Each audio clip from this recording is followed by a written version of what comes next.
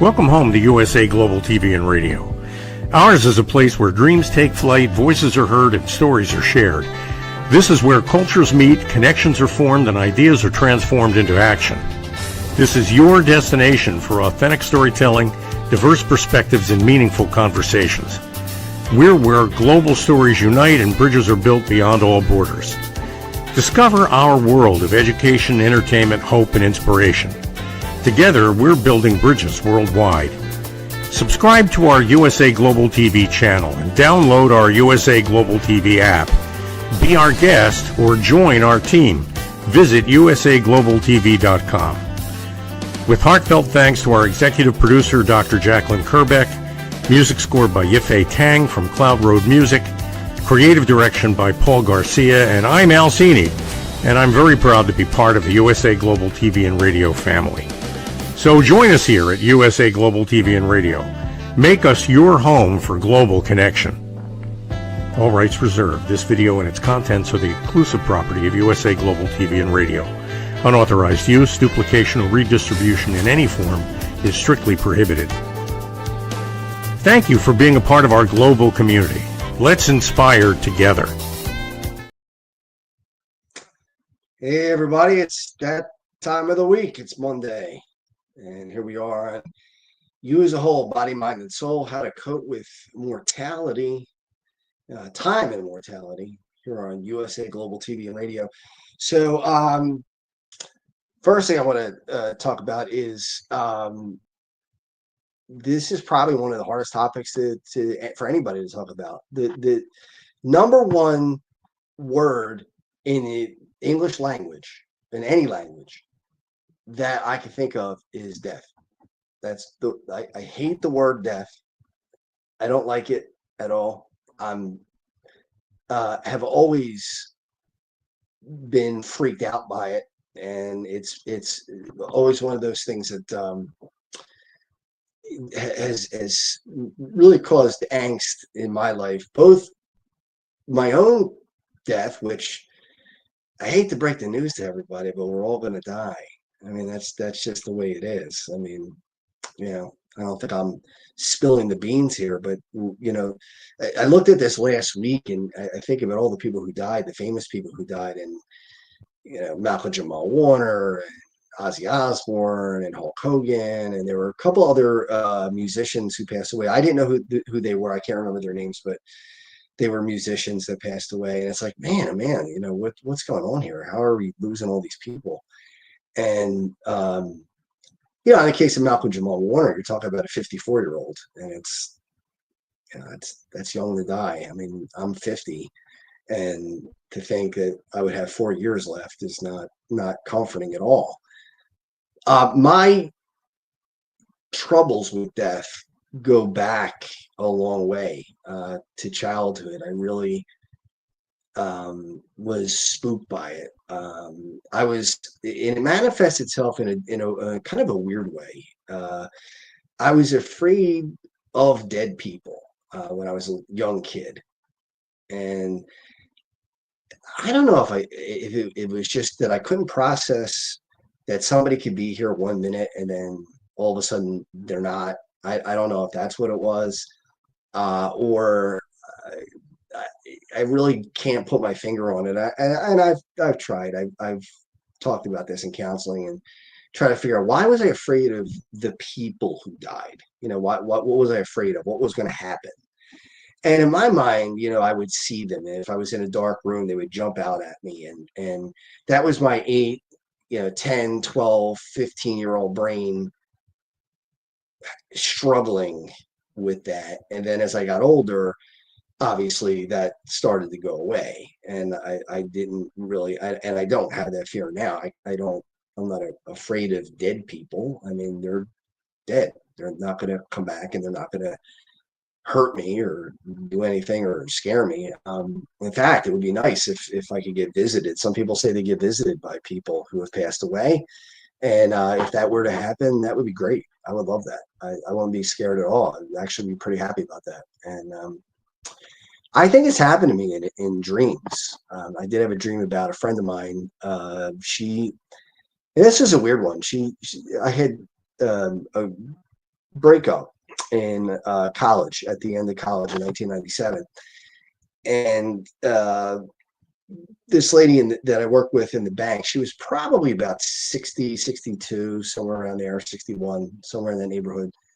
And when I had the breakup, it was my first real sustained relationship. So it was kind of hard. And I was graduating from college that year. So it was really tough because there was a lot going on at the same time. And I was really, really down.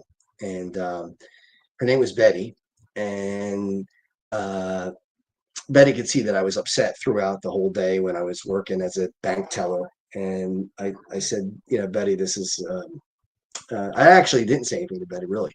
And as I'm walking out, she pulled me aside and she said, Justin, come here. And she was like a grandmother figure to me. I was 22 and she was 60. So it was almost like a grandson, grandmother type relationship.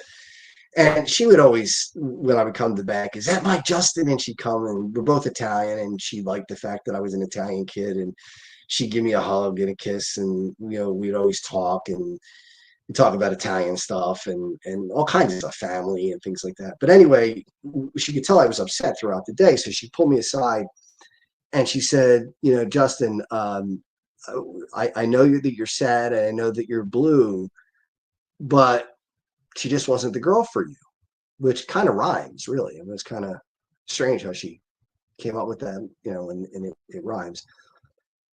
I said, yeah, Betty, I guess that's what it is. And, it's still tough to take. It's not easy to process, but, she said, now stop it, just let it go. Hey, Claire, I see Claire is watching. So it's always good to have Claire on the line. And so anyway, I left the bank, and yeah, I remember that I had tickets to the Washington Capitals game, Flyers on Washington Capitals in Landover, and I wasn't going to go. I was like, I'm too upset. I can't go. I'm not going. And my friends had tickets for me, a ticket for me, and my dad said to me, you got to go. You can't waste the ticket and not go to. That's a neat experience to go to an away Flyers game in Landover. That's where they played back then, the Capitals. And I was like, I'm not going. He's like, just go. And then I said, okay, fine. And then I told him what Betty said. So my dad said, that's a good friend. That's a friend that told you something that you didn't want to hear, but told you the truth. And she told you what was real. And that's how you know you have a good friend. And I said, yeah. I said, that's true. I didn't think about that. And I said to him, I'll never forget this. I said, the next time I see Betty, I'm going to give her a real big hug and thank her for, doing what she did and being the friend that she was. About a week later, I was at a co-op and I was miserable. I mean, it was 1997 was a horrible year for me in many, many ways. The breakup, graduating college, just a bunch of things. So it was like one thing was heaped on another. And so Betty, well, anyway, I was at the co-op and I was miserable as it was. And the bank called and left a message at my house. And my parents called me at this co-op and they said, the bank wants to talk to you. Now, I thought the bank wanted to say, can you work some extra hours? So I didn't think anything of it. And I called the bank and a lady answered the phone, one of the other tellers. And she said, Justin, I have to tell you something. And I said, okay, what is it? And she said, Justin, Betty was in a car accident. And I said, oh my God, is she all right? And she goes, Justin, Betty died. And I felt my knees buckle. I could actually feel my knees go out from under me. And it was, I thought, my God, this is like a week or 2 weeks after I just had this conversation with her. I just told my dad that I was going to give her a big hug the next time I saw her. And there was no next time. I never saw her again. I went to her funeral, but I never saw her again alive. And I remember sitting there and just my legs wouldn't work. And then I tried to go to the bathroom and I remember trying to urinate and I was locked. I mean, I couldn't even function. My bodily functions weren't working. I mean, it took me a half an hour just to try to go urinate. I mean, and I'm, I know that's a lot of information, but that goes to show you how the body reacts to certain things. I mean, it's just unbelievable how a shock like that or something painful like that can just completely override your nervous system, and it did. It really did. And it was tough. I mean, I it was a tough week, and I remember the Saturday that we went to her funeral, which was a week after the accident, because she had gotten in an accident on Saturday, and it was another Saturday the next week. And like, last week at this time, she was getting ready to go to a party and got in the car thinking she was headed to a party. And now this week, it's 7 days later, and she's gone. And we're saying goodbye to her. How is that possible? Like, it doesn't seem real. So I went to the funeral, and it was hard. And when I got home, I remember that Betty had left the voice message on the bank's answering machine. And after the funeral, when I went home, I dialed that number probably 50 times. I have no idea how many times, but I just listened to her voice. It was like just one, like, I know that they're going to change this voicemail, right? So I wanted to hear her voice as much as I possibly could. And I would dial and listen and hang up and dial and listen and hang up. I just kept doing it over and over and over again. It was obsessive. It was actually absolutely obsessive. And then finally, I knew that's it. That's all you can do. And couple months later, not too much later, that was April of 97. In June of 97, it was the anniversary of my girlfriend and I getting together in college. And I was in my room, miserable. I'm working a job I hated. I'm out of college. I'm no longer a big fish in a small pond. A tiny little minnow in a huge pond. I had no self-confidence left. I wasn't going to the gym, so my body, my muscle tone was just not anywhere near what it was when I was in college. So I lost that. Pardon me. I was not doing well playing hockey anymore. My skills had diminished because of just not being able to keep up with it. So I mean, there was nothing good going on, and I laid on that bed, and it was the night that Mike Tyson and Evander Holyfield had the fight when Mike Tyson bit his ear, because I can remember I was watching that when I was doing this, and I was just journaling and stuff like that, and I finally fell asleep. And when I had the dream, when I was dreaming, I saw Betty in the dream, and I said, Betty, what are you doing here? You're dead. How are you here? And she said, what did I tell you in the bank? And I said, I know you told me. You said, don't be sad and don't be blue. She wasn't the girl for you. And she said, that's right. That's what I told you in the bank. And somehow then we were transported into the bank in this dream. And I said, well, Betty, I never got a chance to say thank you and to give you a hug and, just let you know that your friendship meant a lot to me. And she said, well, you just did. And I like to think that was not just a dream, that was an actual encounter with someone who, yeah, passed away. But does that mean that they're gone? Does that mean that they're gone forever? Do we ever really go away? Yeah, the body passes away, but the soul, does it last? And I know people are going to argue. You could fight to the death on this. You'll get people who will say it's all pipe dream, heaven, or universe or whatever. And I've heard people make fun of me and other people about the God being the magic man in the sky and all that stuff. And that's fine if they want to belittle it. I mean, I think it's immature, but if they want to do that, that's up to them.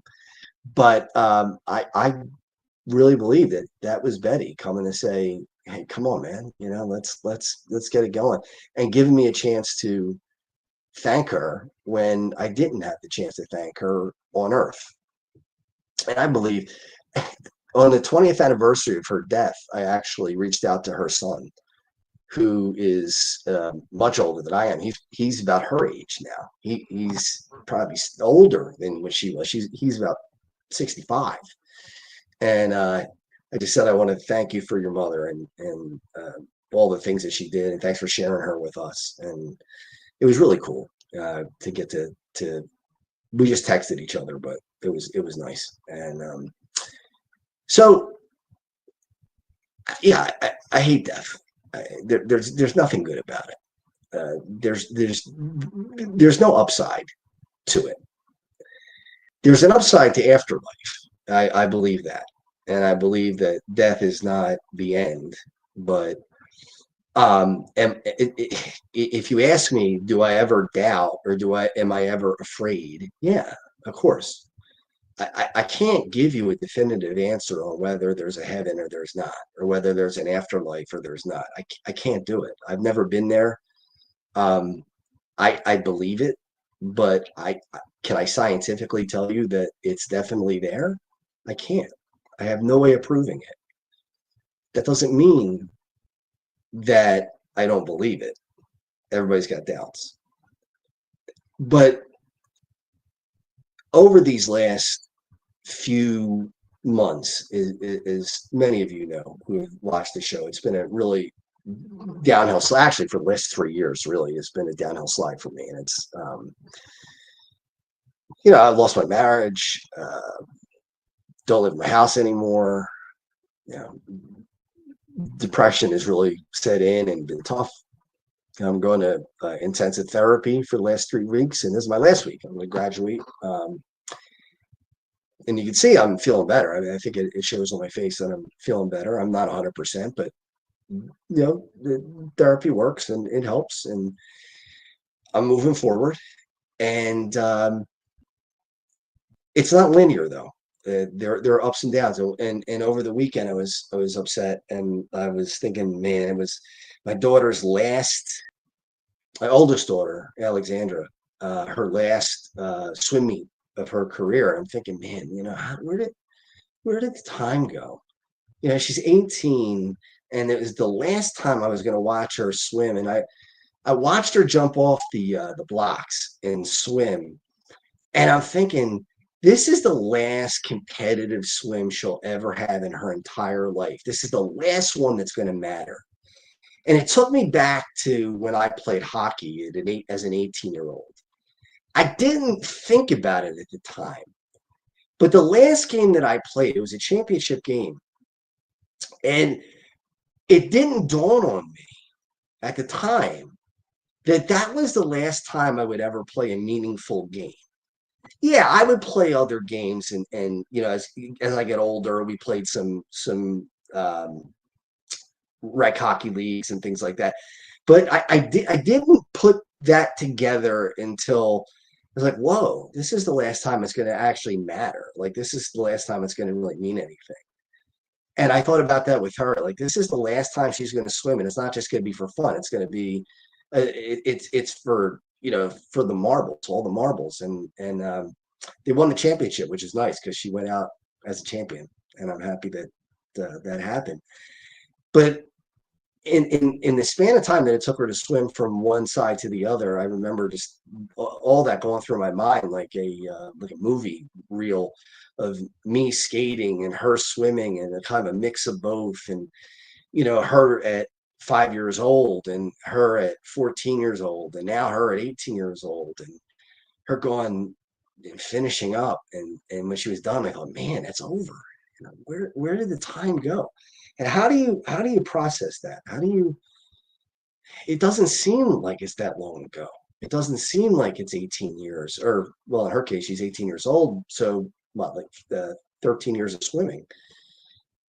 I remember when she was born, putting my head on her chest and listening to her breathe. And that was incredible. It seems like yesterday. And then all of a sudden, it's 18 years later, and she's an adult and she's going to college. It's hard to reconcile. And they also they celebrated the seniors on Saturday at the meet, and they mentioned one senior who was killed in a car accident who didn't make it.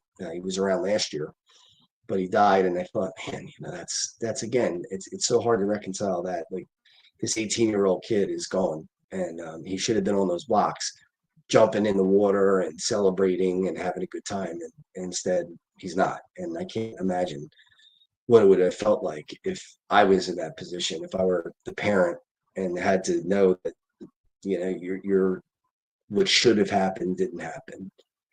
So I really have been reflecting on time. And another thing a friend of mine said to me that really hit home. She said, she was Morella, who was a really close friend in college. But I saw her after 28 years or whatever. We hadn't seen each other for almost 30 years, and we were really close friends in college. And she said something to me. She said, remember, I know you're going through depression and going through some tough times, but don't forget, 100 years from now, none of this is going to matter. None of it. And she's right. She's right that in 100 years, we're all going to be gone.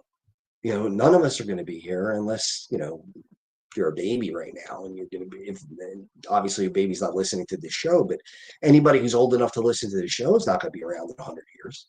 I'm certainly not. I'm not going to live to be 150.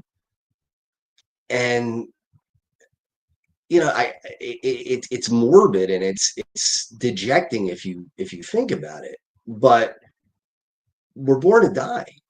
I mean, the second we're born is when we start the clock.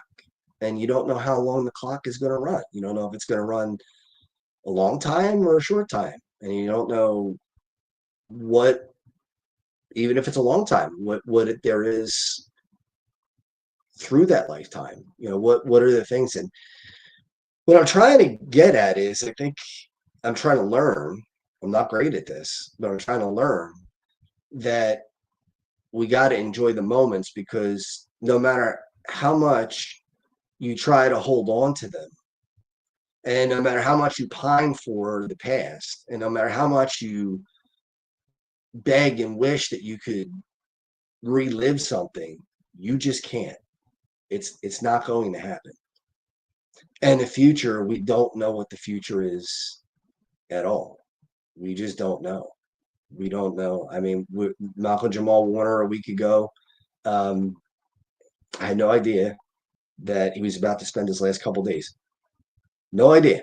54 years old, seemingly fine, great shape, healthy, and he dies.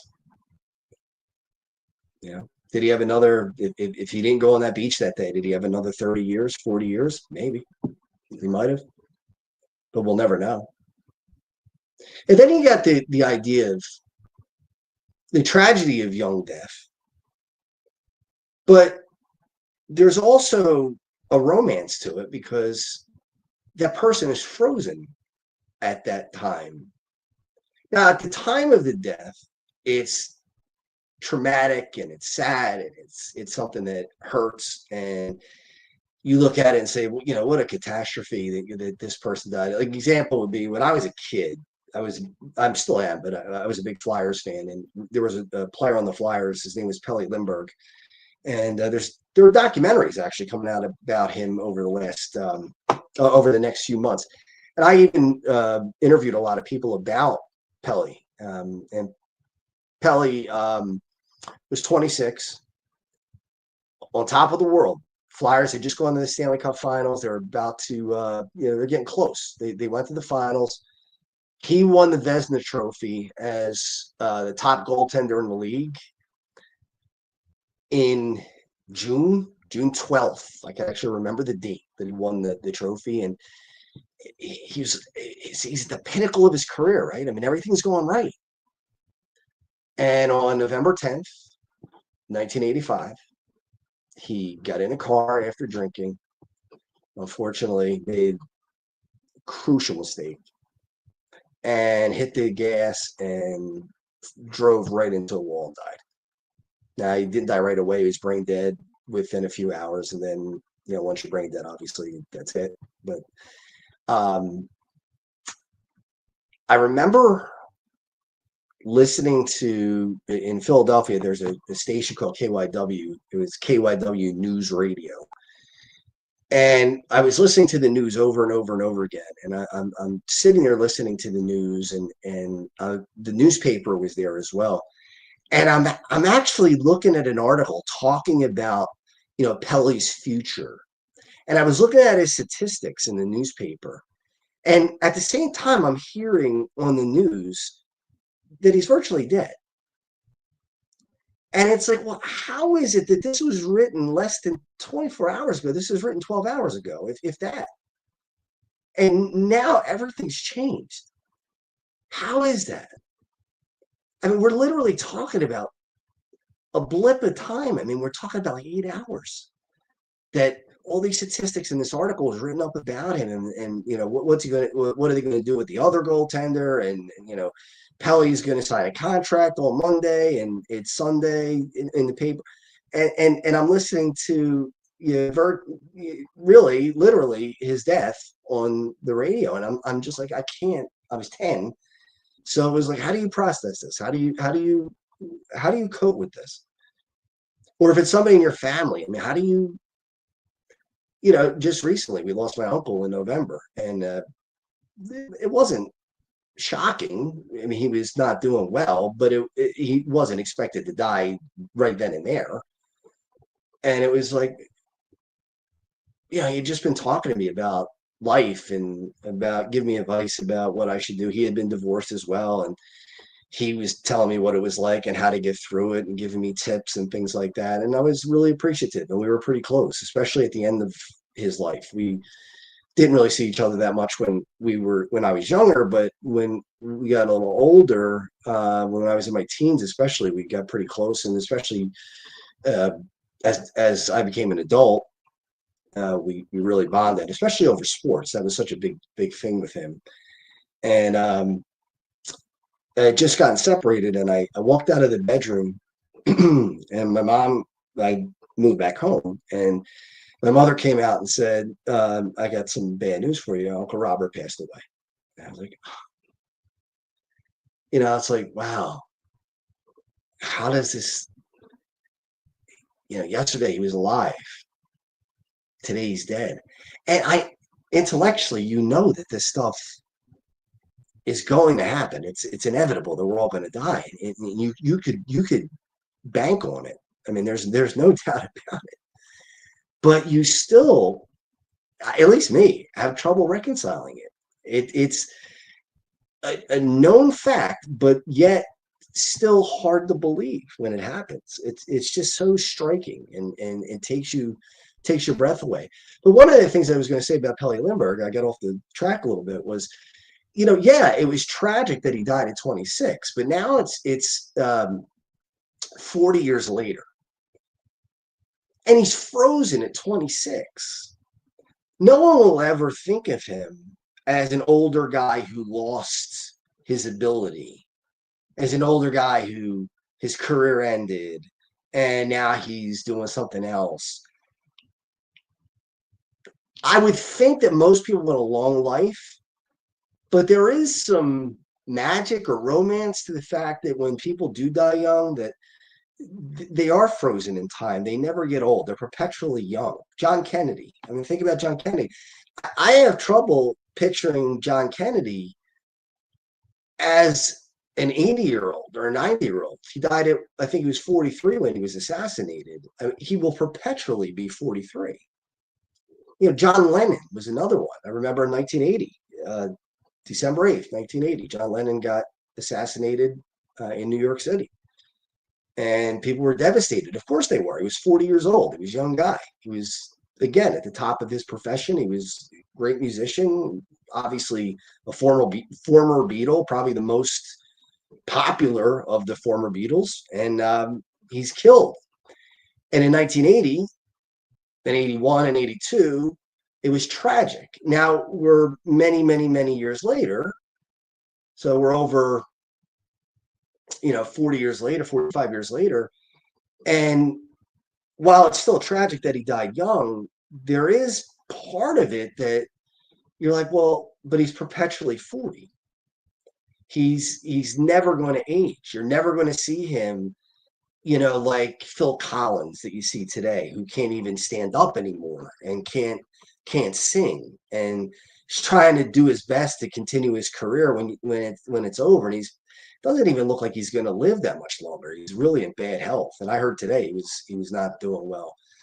But you know, you never will see that happen to John Lennon. It's not going to happen because he died young. So no, I don't think it's great that he died young. I'm not saying that that's a good thing, but it's there is a silver lining in that you're not going to see the digression and see people degrade over time when they die young. You're going to see them, and they're going to, in your mind, you will picture them as they were. So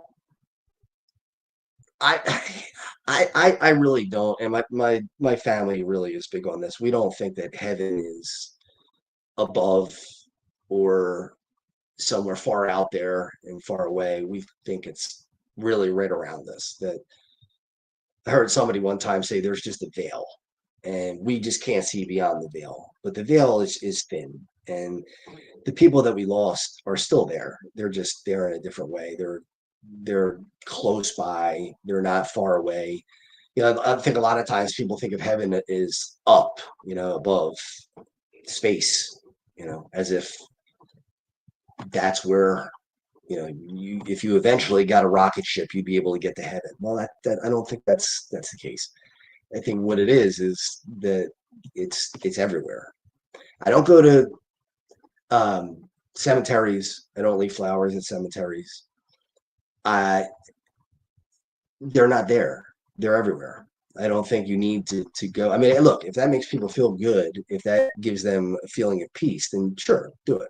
Go to the cemetery, leave flowers, talk to the gravestone if that's what you want to do. That's fine. There's nothing wrong with that at all. I don't feel the need to do it personally because I can talk to them anytime I want. If I want to talk to them in the car, I talk to them in the car. If I want to talk to them when I'm in my bedroom laying down, getting ready to go to sleep, I talk to them then. I don't think I need to be anywhere. I think they're here. They're all around us. As far as my own mortality, you start to think about it. I would say at 50 is when I mean, I was always afraid to die, especially as a kid. I was always, one of my bugaboos was cancer. I was always afraid that cancer was lurking around the corner. And that's one of my biggest fears is cancer, because it's just so devastating. It's a disease that really tears you apart. And I was close to it actually with my colon when I had my total proctocolectomy. It was almost colon cancer, and that's one of my biggest fears. But I don't. I think it was more of a out there fear, and then now at 50, it's more like, yeah, I know that the hourglass is now past the halfway point. I get that.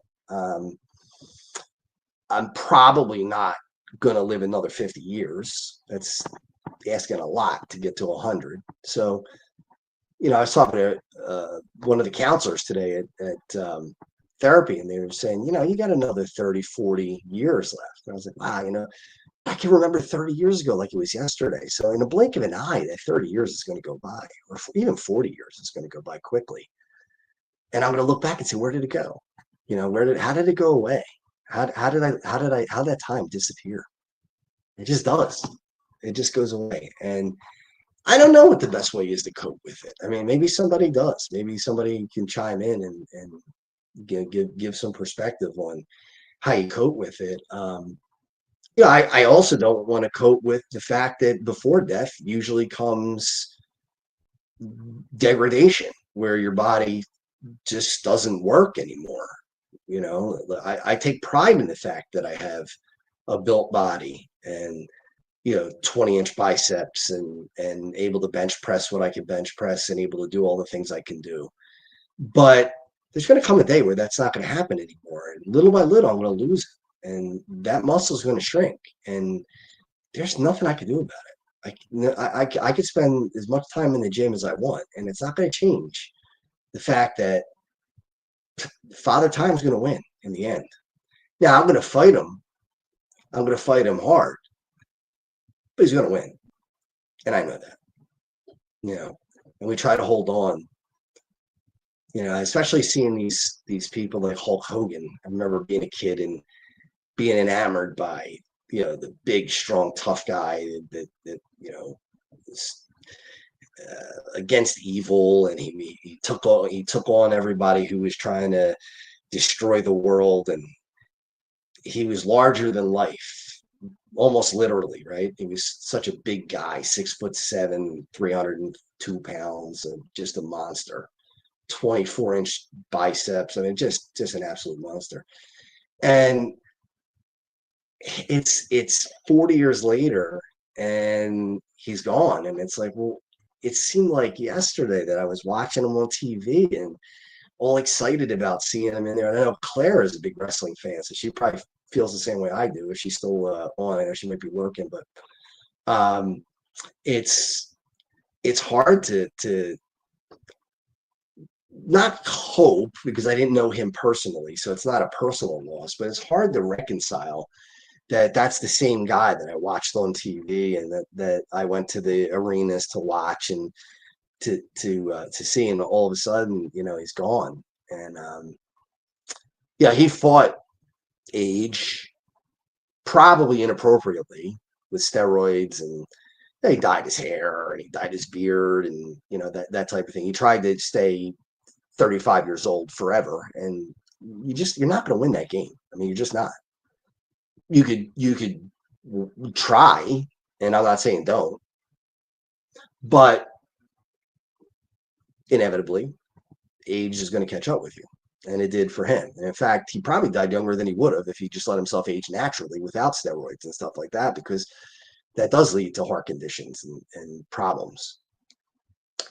But I don't have an answer, and I think I've said that over the last 3 or 4 weeks that maybe we don't need answers to these questions. Maybe one quick thing. I know we're almost out of time, but I remember when I was a kid on Sesame Street, they had to teach death because Mr. Hooper, who owned the store, died. And Sesame Street, they were brilliant. These people were absolutely brilliant. They had the death episode of Mr. Hooper on Thanksgiving of 1983. Because they knew if they did it on Thanksgiving morning, that parents would be sitting with their kids watching it because they'd probably be home because it was a holiday. And Big Bird came out and drew pictures of all the neighbors and drew a picture of Mr. Hooper and said, "Where is he?" And they said, "Well, remember, we told you Mr. Hooper died." And Big Bird said, "Well, when's he coming back?" And they said, "Well, he's never coming back." And Big Bird couldn't believe it. He's like, "He's never coming back?" "No, never."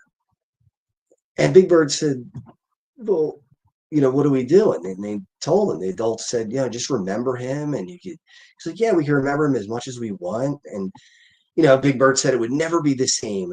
And one of the adults got up and said, "You're right, Big Bird. It will never be the same. It's not going to be. But at least we had the chance to love him and to be with him while he was here." And I think maybe that's the answer. And Big Bird said to him, "Well, I still don't understand. Why did he have to die?" And one of the other adults got up and said, "Big Bird, just because." And Big Bird said, "Just because?" And he said, "Just because." So we're never going to have the answer to why we have the time limits that we have, why mortality happens. But it's just because. So what I'm hoping is that I learn to do, and hoping that other people learn to do, is take the time that we have, enjoy it, and make the most that you can out of it. Because if you don't, you're not slowing it down any. So either enjoy it and take it for what it is and live in the present. It's very hard, easier said than done, but enjoy it for what it is, because you got one shot at this, and that's it. All right, so I want to thank Claire for chiming in. I want to thank Dr. Jacqueline for producing tonight, and this hopefully made you think, not brought you down, but made you think about, I got to get the most out of my life. That's the moral of the story. Not the dwelling on death, not the dwelling on sadness, not the dwelling on loss, but the dwelling on, yeah, you have limited time, and that could be an advantage because that means you can get in as much as you can get in as fast as you can. All right, so we will see you next week. Have a great week, everybody. Have you ever felt unheard? Like your words float into a void, leaving you invisible and disconnected? How about feeling judged, when assumptions overshadow your truth, leaving you misunderstood and defensive? And then there's that moment when someone offers solutions you never asked for, dismissing your feelings and leaving you more frustrated than before. It doesn't have to be this way. Dr. Jacqueline Kerbeck, the listening mentor, understands. She's here to help you reclaim your voice, build stronger connections, and create meaningful conversations that inspire understanding and mutual respect. Through her groundbreaking books, online and in-person courses, and interactive workshops, you'll learn how to navigate life's most challenging interactions. Discover the power of elevated listening and transform how you communicate. Master setting boundaries and asking permission to protect your peace. Learn to recognize and release judgment, fostering empathy and true connection. Dr. Kerbeck also offers personalized coaching, one-on-one or group sessions, designed to fit your unique needs. Whether in person or virtually on StreamYard, her guidance will empower you to thrive. You don't have to struggle alone. The path to deeper connections and better relationships start here. Visit drjacqueline.com or usaglobaltv.com. Join a global community of empowered listeners and transform your life, one meaningful conversation at a time. Dr. Jacqueline Kerbeck is the listening mentor. Start your journey today. Conveniently located in the Cherry Hill Mall in Cherry Hill, New Jersey, Avio Art specializes in custom art and photography printing. From museum-quality canvas prints and stretching to photo restoration, fine art reproduction, and framing with museum-grade glass. Every service is completed in-house with exceptional attention to detail. Visit avioart.com or email support@avioart.com. What if one simple skill could change the way you connect with the world? What if listening could open doors to deeper relationships, stronger businesses, and a better you? Dr. Jacqueline Kerbeck, the listening mentor, brings you USA Global TV and Radio, a space where voices are heard, ideas are shared, and global communities thrive. Through the elevated listeners' courses and books, you'll master the power of listening, set boundaries with confidence, and transform conversations into opportunities. Join us. Listen, learn, elevate. Whether you're a leader, a coach, a business owner, or someone seeking stronger connections, your journey starts today. Subscribe, learn, and transform today.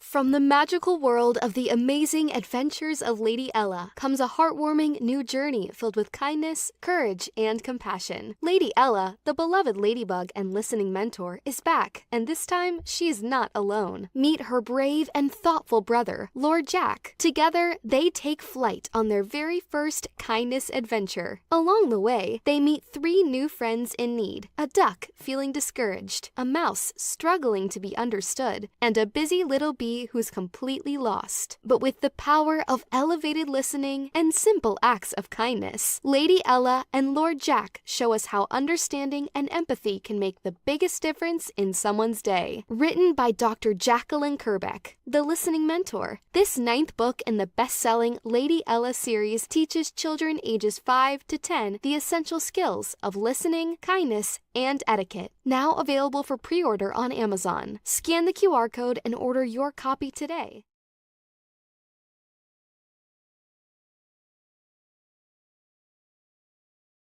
Five Little Known Secrets for Dementia Caregivers with Tracy Cram Perkins. Hi there, I am Tracy Cram Perkins, the host of the Dementia Home Care Show here on USA Global TV and Radio. I am also the author of the book of the same name. And you'll see this QR code.